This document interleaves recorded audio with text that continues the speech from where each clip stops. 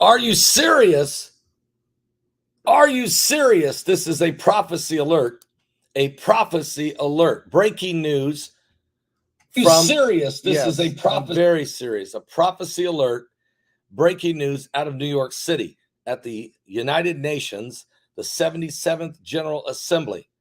The Prime Minister of Israel is going to deliver a speech this afternoon, sometime between 2 and 3 p.m. Eastern, in which he is going to offer the world and the Palestinian people a two-state solution. Unbelievable. So before even the resolution that was going to be submitted by Abbas can even get to the Security Council, and Lapid is just going to say, I want to part the land. I'm willing to part the land and create a Palestinian state for peace and security. Let me tell you all about that, guys, in just a second. But first, www.ketowithpaul.com. That's www.ketowithpaul.com. Are you among the diet resistant? We've been told forever that diet and exercise are the keys to weight loss, but that doesn't work for everybody, especially after we reach the ages of 35, let's say to 50, especially guys like me, 60. But where any expert will agree is that weight loss becomes much harder. You don't know it yet, but in the next 30 seconds, you're going to learn how to help skyrocket energy levels, boost your metabolism, help reach your weight loss goals quicker. Now listen closely. You can see I'm losing. The secret is elevating your ketone levels with this amazing new keto powder. It's at www.ketowithpaul.com. That's www.ketowithpaul.com. This will boost your metabolism. One scoop in the soup or in the smoothie will make all the difference in the world. Why? Because the ingredients in here is the best from the keto diet, helping make your weight management efforts much easier than ever.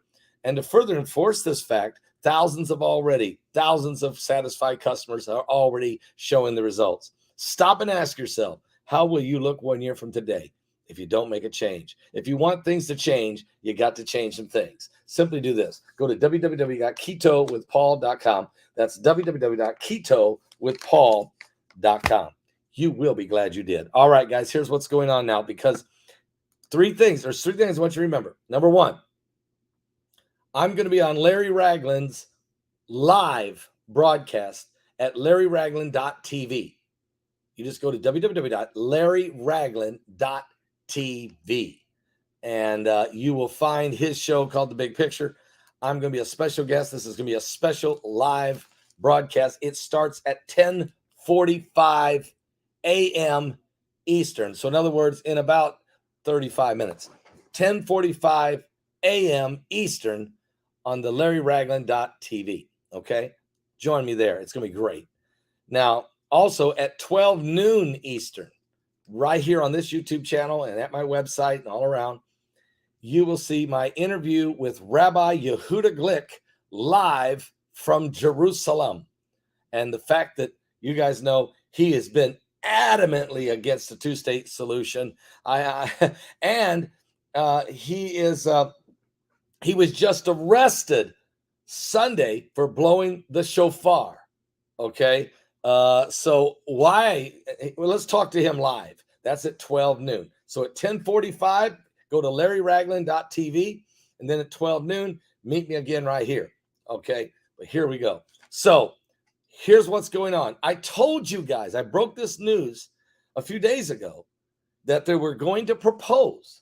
They were going to go to the UN and propose a two-state solution, and that it was going to be Palestinian president, the Palestinian Authority president, Mahmoud Abbas, was going to bring a resolution to the Security Council, the UN Security Council. Now, there's 5 members of the UN Security Council. All 5 have veto power that can stop any resolution and never let it get to the floor. Russia, China, the United Kingdom, France, and the United States. Now, in the past, the United States would never allow a two-state solution. Neither would Great Britain. And France was kind of waffly. Russia and China, certainly they don't care, because Russia actually has their eyes on the prize, Jerusalem. and you can read about that in the book of Ezekiel, okay, in the Battle of Gog and Magog in Ezekiel 38. But and China don't care because they're going to come over the Euphrates River and make their run at Israel. You can read about that when the kings of the east are manipulated by these three demon spirits like frogs that come after to bring great war and the battle of Armageddon. You can find that in Revelation chapter 16. It says the dragon, okay, which is China. So we already know where these guys stand. What we didn't expect is Great Britain, France, and the United States to cave. But it's unbelievable what happened because Emmanuel Macron said a year ago he was willing to do a two-state solution, and actually he's been trying to broker this peace deal for about since Joe Biden got into office. President Joe Biden said he is all for a two-state solution, says that we need to get it done. And then, but Boris Johnson was standing in the way because he would have vetoed it, being a conservative out of the United Kingdom. But guess what? 2 weeks ago, he was run out of town and a new prime minister stepped in. Her name, Liz Truss. Now, let me take it a step further. There was one other person that was really against it, the Queen of England. It just so happened, though, 2 days after Liz Truss went in as prime minister, unexpectedly, the 96-year-old Queen of England of 70 years on the throne, she died. And now there's a new king, King Charles III. And he also agrees with a two-state solution. So we got all the stars in a line, but you have one more problem. What about Israel? Is anybody going to ask them what they think? Well, there was a prime minister there for 12 years. Who is his name? Benjamin Netanyahu, a strong right-wing conservative. But they just ran him out of town. And Naftali Bennett took his place for 1 year, also a conservative, and was against a two-state solution. But they just broke down his government. It collapsed. And Yair Lapid took over. Yair Lapid said, we need a two-state solution. And so now so get this, take this, guys. This is unbelievable. So Trump was all against it, but of course, he got removed. Everyone got removed. Trump got removed. Boris Johnson got removed. Netanyahu got removed. Bennett got removed. And everyone's in place now that all agree on a two-state solution. So even before Palestinian Authority President Mahmoud Abbas can even submit the resolution, before he even submits the resolution, Yair Lapid is just going to go ahead and surrender. And he's going to offer a two-state solution. And guess what? Because the Israeli government has collapsed, there is no government. Lapid is fully in control. He has all power. There's not an election until November 1st. So the stars, if you will, are in a total alignment. The prophecies, listen, is jumping off the page. This is a September to remember. And if that's not enough, we just so happen to find 5 perfect red heifers that have been shipped from Rockwall, Texas, to Israel, and they're in position to be sacrificed, and they're burning of the ashes of the red heifer that could be used for the dedication of a third temple. Is it possible that what's getting ready to happen is a two-state solution, the parting of the land, followed by the building of the third temple, and everybody holding hands, singing Kumbaya, singing peace and safety? What does the Bible say about that? Well, first of all, let's read what it says about parting the land. If you go to Joel chapter 3, here's what Joel prophesied against. He said, for behold, in those days, and I guess that's these days, and in that time, I guess that's now, when I shall bring again the captivity of Judah and Jerusalem, I will also gather all nations. It's interesting. All nations are gathering at the United Nations. I will also gather all nations, and I will bring them down to the valley of Jehoshaphat. And if you study the valley of Jehoshaphat, which is in the Kidron Valley, it is known as the valley of judgment. So theoretically, what God is saying, that I will bring the whole world to a decision. And he said, I will plead with them for my people and for my heritage Israel, whom they have scattered among the nations and parted my land.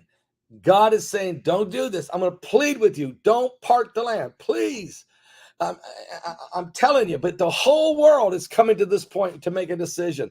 And it seems as if everyone is in agreement, but the Israeli people are not getting really a vote here. They're not getting a chance to speak because Yair Lapid has total control and he's ready to make his move. Now, let me just tell you what's going to happen today. It's going to happen today that he's going to give the speech. Now, that doesn't mean the land is parted today because he's still got to put it together. It's got to be voted on, and they got to fight out where's the borders going to be? What's this all mean? But when you have everybody in agreement of doing it, it will move quickly. Now, here's what the speech says. According to the reports, Yair Lapid is backing a two-state solution, and he's going to do that today in his United Nations speech sometime between 2 and 3 p.m. Eastern today. In this UN speech, Prime Minister is to say Israel's vision for the future must be a separation from the Palestinians in the interests of the nation. So what Lapid is saying is that Israel's vision is the parting of the land. Now, I just read to you what God's vision was. And it was, don't do this. Pleading with you, don't do this. But Lapid says this is Israel's vision, to part the land. Separation from the Palestinians in the interest of a nation as a part of a new Middle East. He is to argue Israel is only opposed to a bad deal with Iran and is free to act to prevent nuclear threats. So he's doing a little bait and switch. He's saying, I'm all for it. Let's have peace. We need to separate with Palestine. Let's make a two-state solution. And oh, by the way, but I don't want Iran having nukes. So that's his only negotiating piece he wants. Now, Prime Minister Yair Lapid is expected to endorse a two-state solution to the Israeli-Palestinian conflict in his speech to the UN General Assembly on Thursday. If he pulls this off, the whole world will give him the Nobel Peace Prize. But God will mourn. This will be the first time in many years, ever, really, I'm going to tell you right now, first time ever, that the Israeli Prime Minister will raise the possibility of establishing a Palestinian state alongside Israel in international forum. First time ever. In his address, Lapid will point out the possible threats that could arise from the establishment of an independent Palestine. Okay? And he says, will raise the possibility of establishment of a Palestinian state alongside Israel. In his address, Lapid will point out the possible threats that could arise from the establishment of the independent Palestinian state and will state clearly that Israel will not take any steps which could endanger the security of their people.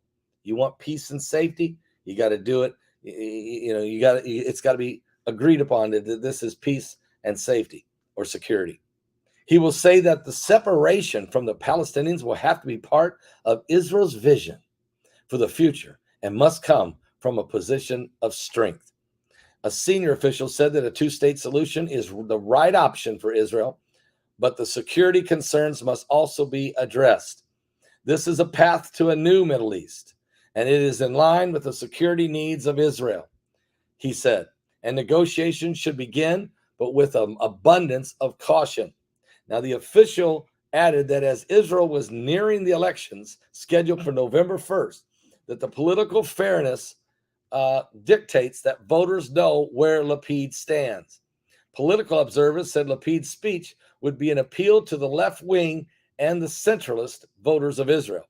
His speech is estimated to begin at 2 p.m., somewhere between 2 p.m. till 3 p.m. Eastern, somewhere in there, depending on, of course, the length of the other speeches that are going on today ahead of him.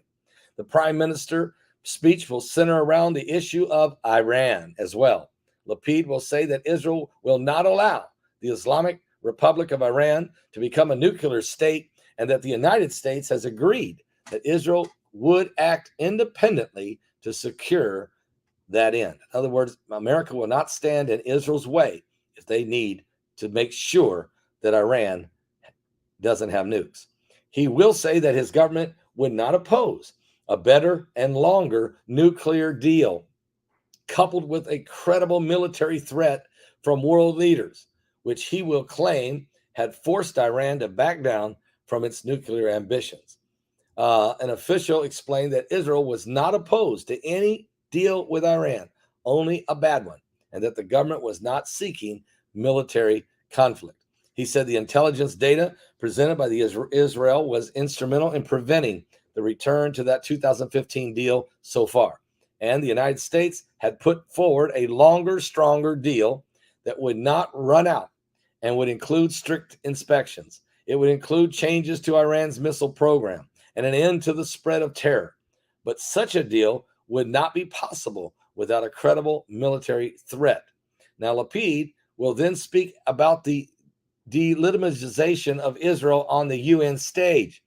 We are not guests in this forum, but proud members of the United Nations, and we will not tolerate people spreading lies about Israel. The Prime Minister said, Israel will defend its good name and expose those who attack it. The Israeli leader will call on Middle East nations to join, get this, the Abraham Accords. What did I tell you? The Abraham Accords and the Negev Forum, and will say that Israel's aim is to extend that circle of peace. So, to take the Abraham Accords that started with Jimmy Carter and Egypt in 1979, and then was added with Jordan joined it when Bill Clinton pulled that off in 1994. And then 5 more nations, Morocco, Sudan, Bahrain, the United Arab Emirates, and Serbia, all 5 of them joined the Abraham Accords under Donald Trump in 2020. Now, Lapid is saying, rest of the Middle East, come, join it, and we will part the land. That's what he's saying, as long as Iran doesn't get nukes.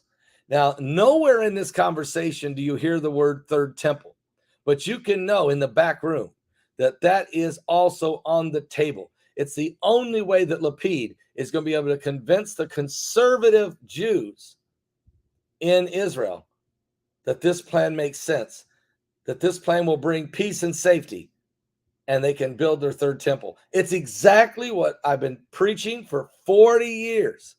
It's exactly what I've been prophesying to you for the last 12 years on this online forum.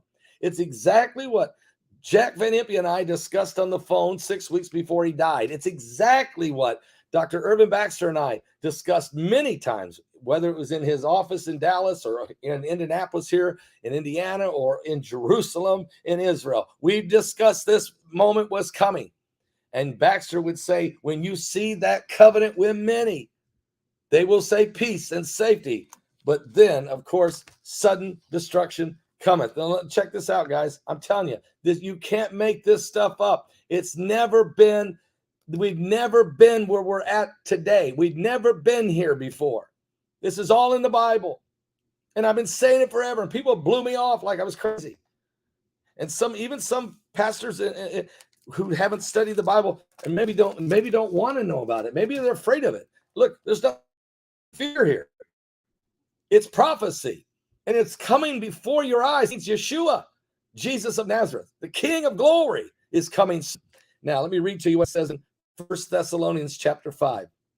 But of the times and the seasons, brethren, you have no need that I write unto you, for yourselves know perfectly that the day of the Lord so cometh as a thief in the night. For when they shall say peace and safety, then sudden destruction cometh upon them, as travail upon a woman with child, and they shall not escape. But ye, brethren, are not in darkness, that the day should overtake you as a thief. Ye are all the children of light and the children of the day, and we are not of the night, nor of the darkness. So in other words, we are spiritually awake.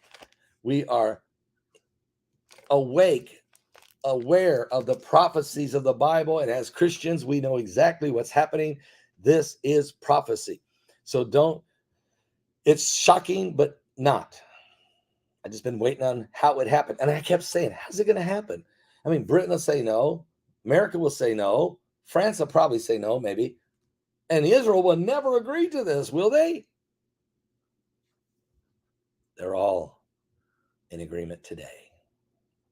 So we'll be watching the UN speech somewhere between 2 and 3 o'clock. Now, here's what I want you to do.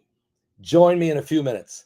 I'll be live with Bishop Larry Ragland on his show discussing the red heifer prophecy, discussing the two-state solution, and this peace and safety situation at the UN, discussing these things in depth. That I'm going to be with Bishop Larry Ragland live on his channel, LarryRagland.tv. That's www.LarryRagland.tv. You don't want to miss it. It's at 10:45 a.m. this morning. And then at 12 noon, I will be live right back here again, interviewing Rabbi Yehuda Glick, live from Jerusalem. And we'll be talking about his recent arrest, and for blowing the shofar, and what's going on in Israel, and the Feast of Trumpets, and all these things that are happening. This is a September to remember. All right. God bless all of you. I might even have to blow my silver trumpet that Heidi got me. Are you serious? God bless everybody. Wait. Yeah. God bless.